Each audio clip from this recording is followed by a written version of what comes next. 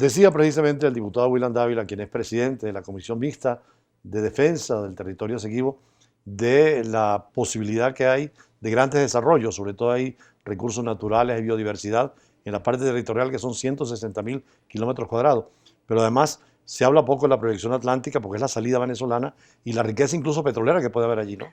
Se habla de 80.000 millones de barriles de petróleo liviano. Además liviano. Liviano. O sea, imagínate tú el potencial que hay allí.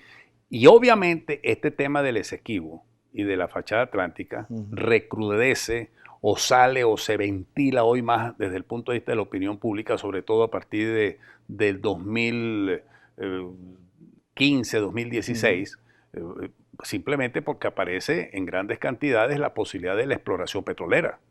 Además, con compañías de fuerza como la ExxonMobil, ¿no? Pero también China, rusa, francesas, españolas. Eso es un mundo que está ahí. Es más, es uno de los países, en este caso, la República Cooperativa de Guyana, de mayor actividad explorativa en materia petrolera del mundo. Hoy día, porque la gran cantidad de yacimientos que acabamos de hablar.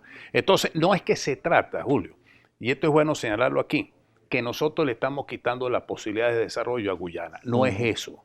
No es que Venezuela, como es el país grande, va a actuar como un país imperialista que le va a quitar a Guyana la posibilidad de utilizar esos recursos para su desarrollo. No, no estamos en eso. Todo lo contrario. Históricamente Venezuela siempre fue muy cooperativa de Guyana. Claro. Posibilidades de todo tipo hizo el gobierno de Carlos Andrés Pérez. La Asamblea Nacional ha hecho actos legislativos desde el punto de vista de la cooperación. De lo que se trata es que estamos hablando de una zona en reclamación. Claro. Que además es histórica la reclamación. Que tenemos títulos jurídicos desde 1899, desde el laudo siempre Venezuela ha sido consecuente en reclamar aquello, ¿no? Exactamente, porque fíjate tú, que la demanda hoy día, ¿qué es lo que está buscando? Que se valide la demanda de Guyana ante la Corte. ¿Qué es lo que está buscando? Que se valide el laudo arbitral de 1899. Donde nos quitan los 160.000 Exactamente, los casi 100, son 156.000 y pico kilómetros. O sea, que de acuerdo con la demanda, el laudo arbitral ya resolvió la disputa. Que además la Constitución venezolana y el mismo Acuerdo de Ginebra, en el fondo es desconocer el laudo, porque si abre una negociación, es decir que había algo malo o negativo o nulo en ese laudo. Y además una cosa, el Acuerdo de Ginebra justamente es un instrumento de derecho internacional público. Claro. Es un ejemplo muy, muy propio del derecho internacional americano. En solución de controversia. Exactamente, una solución de mutuo acuerdo, pacífica, diplomática, política. Que además hay que decirlo que fue primero también con Inglaterra, que fue la disputa, claro, que fue el que nos quitó ese territorio. Exactamente. Después, claro, Inglaterra le da la independencia a Guyana para ponernos a enfrentarnos a Guyana, pero así Guyana firma el Acuerdo de Ginebra. Son incluso los tres. Bolívar. El legado de Bolívar fue muy claro en ese sentido. Entonces Venezuela siempre estuvo reclamando, y no te olvides que después salieron en los años 40 aquellos expedientes y documentos de Prevost. Cuando muere Manuel Prevost, que era abogado de Estados Unidos. El abogado de los Estados Unidos. Y nos dice la cantidad de horrores que hubo ahí. Que es donde entonces, justamente, esos en los años 40, comienza a desempolvarse qué es lo que había pasado en ese juicio nulo e írrito. Después ya posteriormente, en el gobierno de Rómulo Betancourt, se denuncia el laudo. El primero que lo denunció fue Carlos Falcón Briceño. Sí, pero antes de él fue Carlos Sosa Rodríguez, sí, claro, que era el embajador ante las Naciones Unidas. Y entonces dice una frase que él señala allí de una injusticia histórica que se había cometido. Hizo un gran planteamiento y después vino Marco Falcón Briceño ya cuando lo presenta en la Asamblea General, siendo... En el 62. En el 62. Y el 66 es el acuerdo. Es el Acuerdo de Ginebra en el gobierno de Raúl Leónez.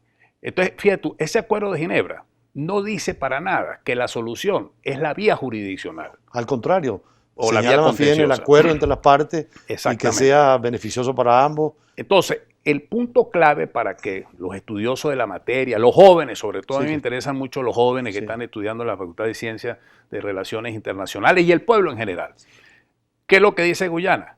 No, ustedes ya en el Acuerdo de Ginebra están reconociendo la solución judicial o la vía judicial. En consecuencia, eso nos da a nosotros pie para irnos a la Corte. No.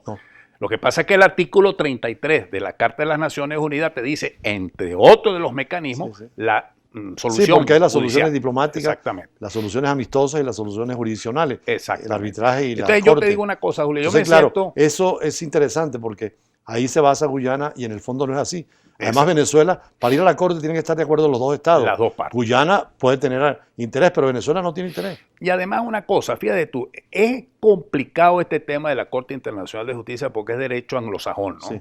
Es Common law, sí. caso por caso, la jurisprudencia. Juega Nosotros mucho, tenemos sí, una formación más romanística del sí. civil law, nosotros tenemos más codificación de cosas. Venezuela. De hecho, los idiomas de la Corte, los idiomas de la Corte son el inglés y el francés. Así es. Ni siquiera el español. Pero fíjate tú, una de las cosas que yo critico es que las actuales autoridades, es decir, en el Ministerio de Relaciones Exteriores, de la usurpación, porque tengo que ser coherente con mi posición, claro, tienes una línea. No ha sabido utilizar en su momento la gran cantidad de expertos y de especialistas en esta materia que conocen los vericuetos de la Corte Internacional de Justicia. Nosotros de la Asamblea Nacional hemos recurrido a muchos expertos que existen aquí en Venezuela, muchos internacionalistas, mucha gente que conoce de procedimiento de la situación de la Corte. De allí pues la importancia de estos actos legislativos que ha hecho la Asamblea Nacional, que ha hecho el presidente Guaidó, porque ha reafirmado una doctrina nacionalista de reafirmación. Por cierto, coinciden el pronunciamiento del presidente Maduro sobre el no reconocimiento de la competencia de la Corte con el Twitter donde precisamente Guaidó insiste en el Acuerdo de Ginebra y en la solución negociada pacífica, donde por supuesto hay todos los mecanismos que tú señalas, el artículo 33, como última instancia es la Corte, pero no se han agotado todos los mecanismos las instancias establecidas, porque es una cuestión de Estado. Sí. Además eso es importante cuando es política de Estado, creo que es lo más importante. Me decía el otro día el embajador de Bolivia, porque acompañé al profesor Breton, que es uno de los abogados expertos que ayuda a Venezuela en la Corte Internacional de Justicia, que en Bolivia Evo Morales, cuando fue a La Haya, se llevó a todos los expresidentes y excancilleres, no importaba qué fuerza política fuera.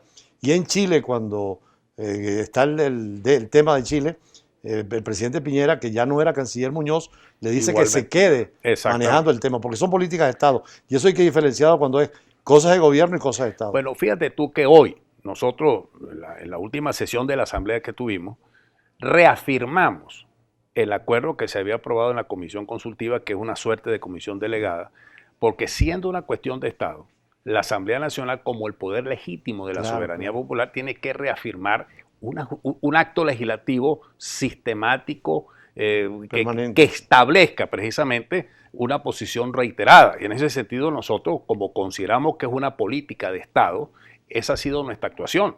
Por supuesto tenemos juicios críticos y lo hemos dado. Por ejemplo, la comisión mixta ha invitado a los cancilleres que ha tenido Venezuela en esa materia y no han ido a la comisión mixta a darnos información sobre todo sobre la resulta de la figura de los buenos oficios. ¿Qué pasó con esa figura de los buenos oficios?